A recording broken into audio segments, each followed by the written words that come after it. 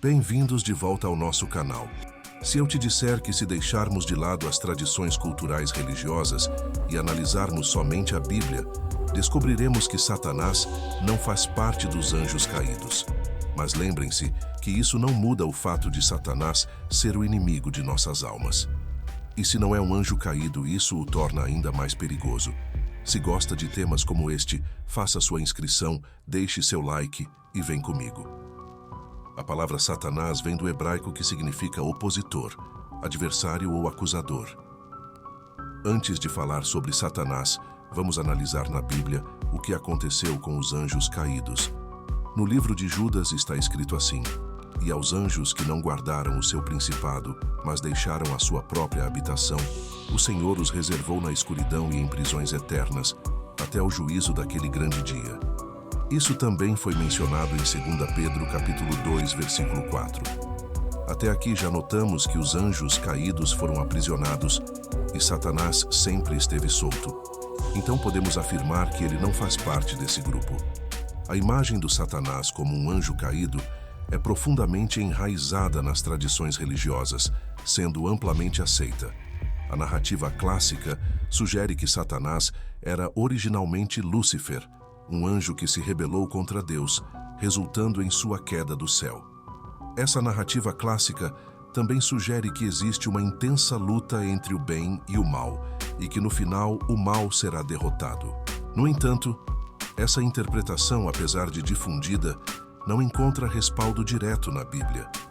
Sabemos muito bem que o Criador dos céus e da terra, na sua onipotência, não pode ter adversário. Se nós sabemos disso, quanto mais Satanás, que conhece e dialoga diretamente com o Criador. Ele sabe que num simples pensamento de Deus, sua existência se tornaria inexistente. Então, de onde surgiu essa narrativa? Vamos explorar os versículos bíblicos que foram utilizados para se respaldar e vamos analisar cuidadosamente. Um dos versículos usados para a narrativa está em Isaías 14:12, onde diz: "Como caíste desde o céu, ó Lúcifer, filho da alva, como foste cortado por terra, tu que debilitavas as nações." Mas no versículo 16 é chamado de homem. Portanto, neste texto se refere a um homem, o rei da Babilônia, que se engrandeceu em seu coração. Outro versículo responsável por essa narrativa está no livro de Ezequiel 28:13 em diante, onde diz: "Estiveste no Éden, jardim de Deus. Tu eras o querubim.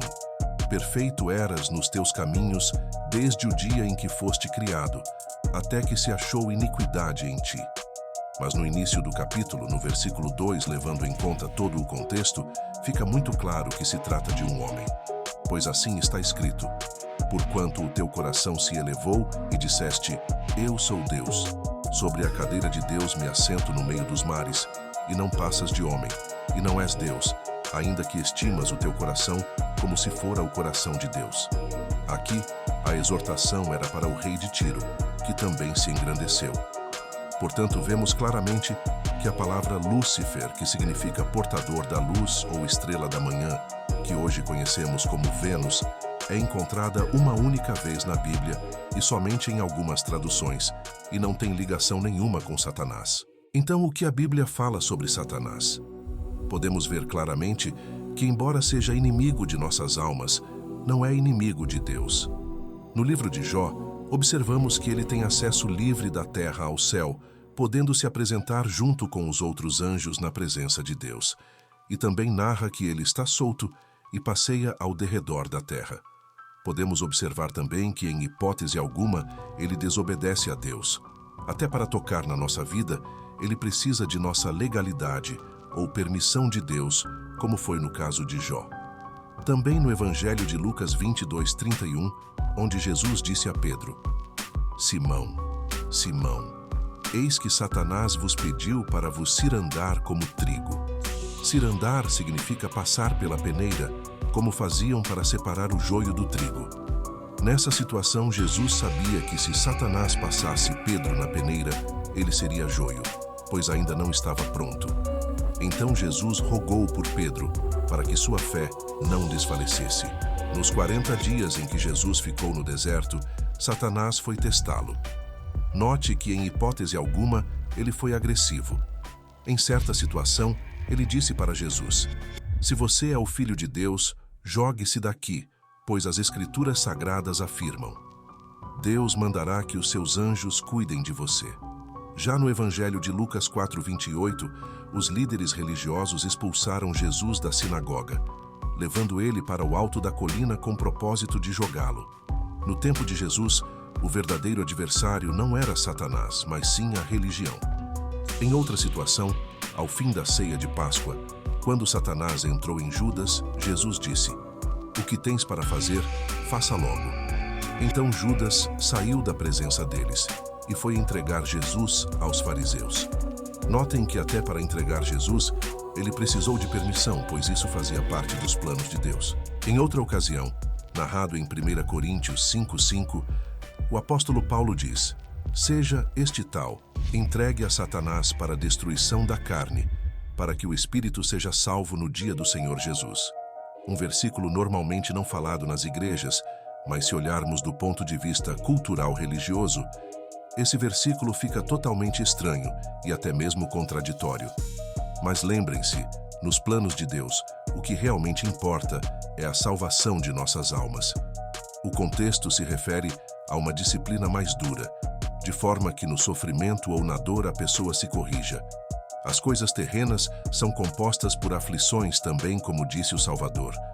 Nossa luta não é contra a carne, mas sim contra os principados e potestades. Nossa luta, e não a luta de Deus. Satanás aqui na Terra é usado como uma escolha nossa, assim como era a árvore do conhecimento no Jardim do Éden.